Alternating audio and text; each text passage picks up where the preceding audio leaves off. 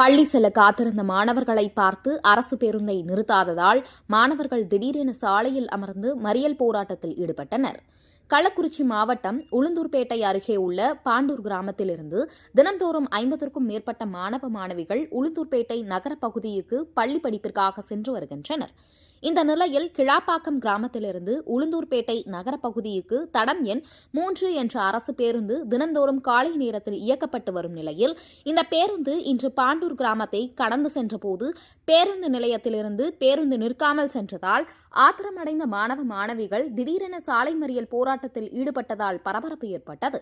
இதுகுறித்து தகவல் அறிந்து சம்பவ இடத்திற்கு வந்த போலீசார் சாலை மறியலில் ஈடுபட்ட மாணவர்களிடம் உடனடியாக சாலை மறியல் போராட்டத்தை கைவிட வேண்டும் என கேட்டுக் கொண்டனர்.